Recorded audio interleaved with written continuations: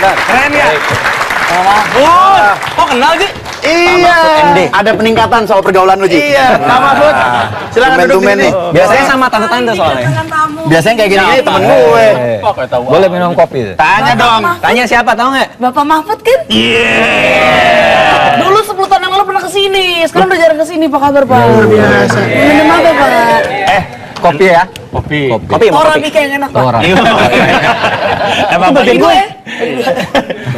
Pak, kebetulan. Ini kita terima kasih dulu karena Bapak ada waktu di sini. Terima kasih, Bapak. Terima kasih, Bapak. Pak, jaketnya bagus, Pak. Jaket lama. Oh, jaket lama. Bagus. Tuh kan, berempat bisa jadi boy band. Kalau bertiga trio Libels. Ini kan berempat nih.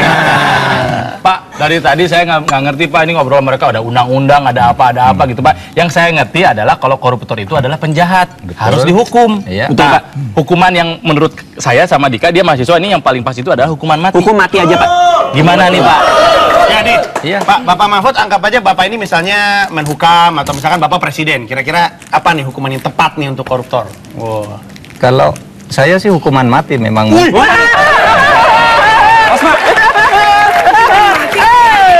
Iya. Serem banget, Pak.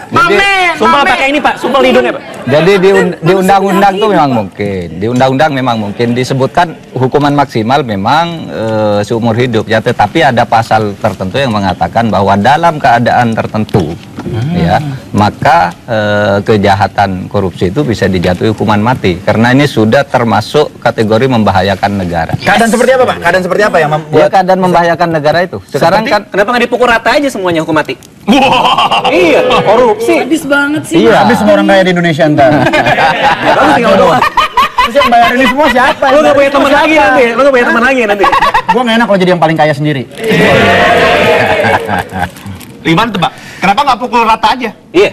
Iya tentu lihat lihat besarnya dan peran masing-masing. Oh, jadi kalau dia gitu pendek, ya. dia Bukan. Jangan ngatain diri sendiri juga. kok jadi gue yang kena? Sesuai uang yang dikorupnya Pak. Sesuai uangnya dikorup, kemudian kedudukannya juga di dalam negara. Dan bisa toh kalau pejabat penting dan penentu, perencana anggaran, pengguna anggaran yang dia menempati posisi kunci, menurut saya memang layak tuh dijatuhi hukuman mati ini. Sejauh ini ada yang udah layak belum, Pak? Sejauh ini ada yang Menurut saya udah layak? banyak yang sudah layak. Banyak yang sudah layak. Kenapa enggak, Pak? Sudah layak. Siapa, Pak, misalnya? Oh, jangan nyebut orang.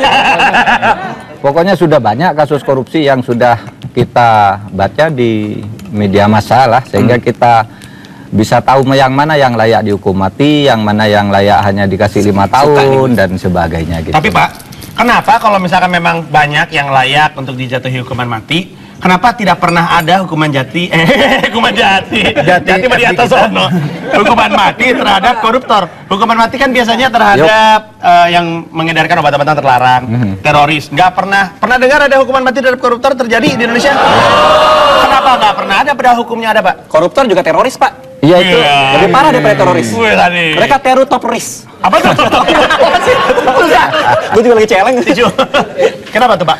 Ya itu tergantung pada pertama tuntutan jaksa, yang kedua putusan hakimnya berani apa tidak. Rata-rata kan tuntutan jaksa itu tidak sampai ke sana gitu. Kenapa ya. jaksa tidak ada yang menuntut sampai ke sana, Pak? Nah itulah dia. Saya juga ingin tahu kenapa jaksa kok tidak berani, karena undang-undang sudah memungkinkan itu ya. Untuk korupsi ini sudah sangat berbahaya sekarang bagi negara. Berarti kita. tidak sepenuhnya salah di koruptornya, Pak ya? Karena si jaksanya yang tidak berani menuntut. Dengar dulu dong. Ini namanya orang udah ditangkap, dikasih baju tahanan, udah diborgol, ditahan. Dia udah bisa bikin apa lagi sih? Dia udah pasrah, datang ke sidang. Jaksanya yang nggak berani nuntut dia, hakimnya yang nggak berani ngasih gitu. Berarti ada dua kemungkinan, Pak. Iya. Jaksanya yang baik atau jaksanya dipaksa untuk jadi baik. Iya itu sangat mungkin. Itu sangat mungkin. Kalau sekarang itu orang boleh curiga ini kemungkinan ada kolusi juga gitu ya. Kemungkinan juga tawar menawar juga. Karena sekarang ini ada yang berpikir orang korupsi itu sekarang dibawa ke pengadilan tuh. Ada beberapa yang sebenarnya bukan karena satu proses penegakan hukum yang terencana, tapi karena apes saja dia, ketahuan. Apes ketahuan korupsi maksudnya. Atau dijebak. Sehingga dia tidak apa namanya terpaksa harus dihukum, lalu hukumannya tuh bisa kompromi seperti itu. Kalau gitu, Pak Mahfud, pertanyaannya berarti begini. Kalau nangkap korupsi berarti nangkap koruptor tuh berarti bukan jadi masalah karena kita lumayan jago ya, KPK cukup hebat dalam menangkap koruptor. Tapi kemarin di tahun 2009 di semester pertama, dari semua yang ditangkap, ya yang ditangkap dibawa ke persidangan, akhirnya yang dijatuhi hukuman itu cuman yang dilepas bahkan 68%-an. Bayangin, hampir 70% tuh nggak dapat apa-apa. KPK udah capek nangkep, di sidang dilepas. Nah itu gimana berarti? Saya kira keliru. Kalau yang ditangkap KPK itu tidak ada yang lolos. Oh, nggak ada yang lolos? Itu yang ditangani oleh Kejaksaan Agung. Jadi begini, penanganan korupsi itu ada tiga institusi yang nangani. Satu KPK, dua Kejaksaan, yang ketiga polisi. Nah ini yang banyak lolos itu memang di polisi dan Kejaksaan Agung. Kenapa, Pak? Kira-kira? Ya kalau alasan formalnya pasti ada, tidak cukup bukti. Tapi setiap yang dijadikan tersangka oleh KPK sampai sekarang itu 100% masuk. Masuk penjara. Masuk penjara. Tepuk tangan berarti KPK. Hebat KPK, Pak. Iya. Jadi oleh sebab itu saya berharap Anda semua yang masih muda-muda ini dukung ini KPK. Dukung ini KPK. Jangan sampai ada penjara. Tapi saya baca berita ya, KPK. Jadi sebenarnya lembaga atau badan sejenis KPK itu bukan cuma satu, sebenarnya udah pernah 7 kali dirobohin, KPK yang ke-8 kali. Nah itu sekarang aja dikriminalisasi lagi Pak ya? Makanya yang saya katakan, Anda yang masih muda-muda ini dan pejuang yang banyak didengarkan, ini karena upaya kriminalisasi itu tidak dapat dibantah sekarang dari peristiwa-peristiwa yang terakhir kita lihat. Oleh sebab itu kita harus dukung sama-sama nih agar KPK ini kuat terus dan tinggal meningkatkan kuantitas tuntutan, tidak lagi hanya menuntut 7 tahun, 6 tahun, itu maksimal saja. Seumur hidup. Seumur hidup atau mati gitu perlu diberi contoh. Gue seneng tuh. Mati aja Tapi langsung. putusan hakim itu kan berdasarkan 2 hal Pak ya. Satu bukti, kedua hati nuraninya dia kan. Iya betul. Berarti kan masih berpulangnya diserahkan pada tangan satu orang, yaitu si Hakim hakim. ya Pak ya? Ya pada majelis hakim. Majelis hakim. Oke, kalau misalnya gitu, kalau misalnya ada yang korupsi, terus hakimnya nggak berani ngasih hukuman yang tinggi, berarti hakimnya nggak punya hati nurani atau dia diarahkan hati nuraninya ya? Ngopi dulu. Ya, ngopi dulu.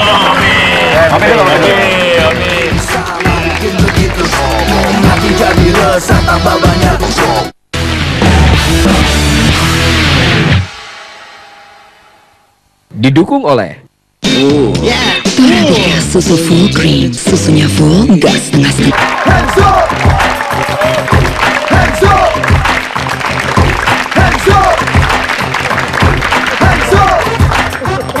Pak, pertanyaannya sekarang sebenarnya begini. Grasi dan remisi itu jadi 2 kata yang sekarang lagi diomongin banyak orang. Betul. Ya kan? Sejak Banyak 17 Agustus ya. Betul, banyak yang kecewa karena ini koruptor udah mah hukumannya sedikit, nggak pernah maksimal, terus dipotong-potong pula. Nah sebenarnya ini ada dasar hukumnya atau dasar pemberian grasi dan remisi itu seperti apa? Ada dasarnya, yaitu Undang-Undang Dasar 1945 pasal 14 itu menyatakan presiden memberi grasi, amnesti, rehabilitasi. Itu hak prerogatifnya presiden? Minta kalau di dalam Undang-Undang Dasar disebutkan untuk memberi grasi itu minta pertimbangan ke Mahkamah Agung. Lalu ada undang-undang juga tentang grasi, juga tentang remisi. Tetapi supaya diingat bahwa pemberian grasi dan remisi itu bukan satu kewajiban, itu satu kebolehan. Jadi tidak harus nggak dipakai juga nggak apa-apa. Nggak apa-apa. Kenapa kemarin pada Jadi dikasih? memberi grasi remisi itu tidak melanggar hukum, tetapi tidak memberi juga tidak melanggar hukum, tergantung pertimbangannya. Apa ada kepentingan untuk memberi grasi? Berarti semua grasi dan remisi yang diberikan pasti di belakangnya ada kepentingan. Iya, pertimbangan, ada pertimbangan. Nah, pertimbangannya itu bisa karena kepentingan, bisa karena apa, kita tidak tahu, karena itu urusan yang membuat. Ya mungkin murni karena pertimbangan. kemanusiaan bisa juga kan, Bisa Pak? murni karena kemanusiaan. Oh, bisa ya. Itu hukuman secara mental aja udah berat kan? Iya. Bapak, kemarin saya baca koran ya, kan tentang grasi dan remisi ini. Iya. Jadi yang ngomong itu Menteri Hukum itu siapa? Patrialis Akbar. Patrialis, Patrialis Akbar. teman saya itu. Iya. Wah, mana Bapak? Pak kenalin Pak. KJ, lo Bapak kelakuan. Kenalin Oh dia beneran? Katanya kalau misalnya grasi dan remisi itu kan seperti memaafkan seseorang yang berbuat salah. Kalau nggak salah beliau bilang Tuhan aja memaafkan kesalahan seseorang, masa kita nggak maafin? Ya. Gimana tuh Pak? Kalau koruptor gue nggak mau maafin. Menurut saya itu tidak benar juga. Karena Tuhan sendiri itu pemaaf, tetapi ada dosa-dosa tertentu yang oleh Tuhan tidak dimaafkan. Nah, Begini, namanya ya, itu kalau dalam extraordinary dosa lah ya. Extraordinary dosa itu seperti syirik, itu tidak pernah dimaafkan oleh Tuhan. Sama, kalau kita menyebut korupsi itu sebagai extraordinary crime, mestinya juga tidak perlu dimaafkan kecuali dalam kasus luar biasa. Ini penting buat skripsi saya, Pak. Iya, satu. Yang kedua, kalau memang dasarnya memaafkan kemanusiaan, kenapa ribuan orang yang lain kok tidak dimaafkan? Yang sudah antri minta gerasi juga, antri minta revisi juga tidak. Kenapa diberikan ke orang-orang terbatas? Nah, jadi teman saya Patrialis Akbar itu kurang cermat memberi penjelasan dalam dua hal itu. Pokoknya temen, Pak. Mungkin nggak usah ditemenin lagi, Pak. Temen yang suka sama saya aja, Pak. Berarti masalah remisi dan gerasi kemarin itu kita fokuskan pertanyaan besarnya. Jadi kita mau nanya gitu ya, mau menuntut itu kepada Kejaksaan Agung atau kepada Presiden.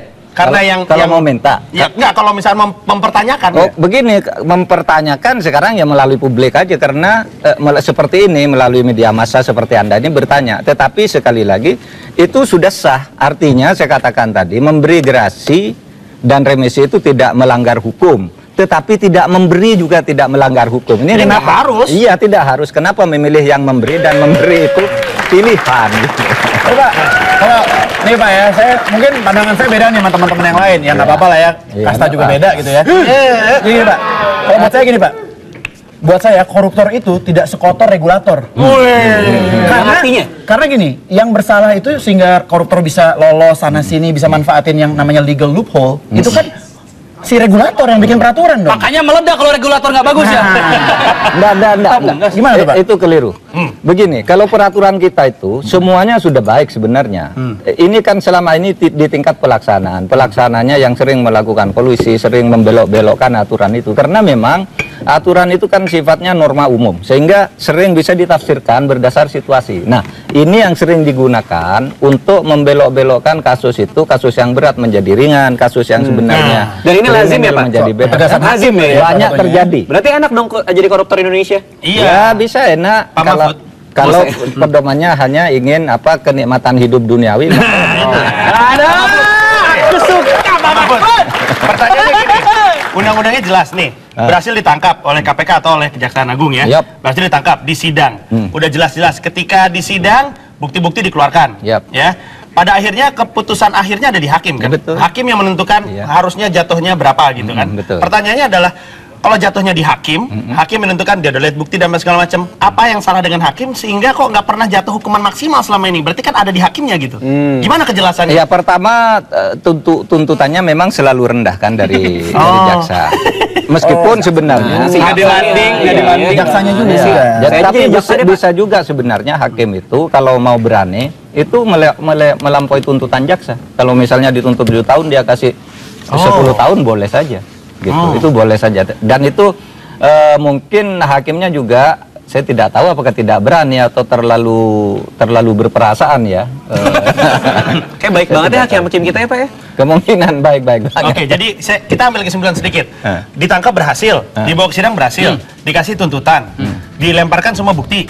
Kemudian kalau saya tidak salah, hakim mengambil keputusan dasarnya adalah bukti-bukti dan hati nurani dari hakim tersebut. Betul. Nah, itu berarti ya itu benar berarti seperti yang tadi lu bilang. Seperti yang gua bilang, kalau misalnya udah jelas-jelas dia bersalah, buktinya mendukung, tapi tidak ada hakim yang berani menjatuhkan vonis yang semaksimal mungkin, hakim masih ada nuraninya enggak? Itu atau kalau punya hati nurani, diarahin sama siapa ya? Itu dia. Betulan.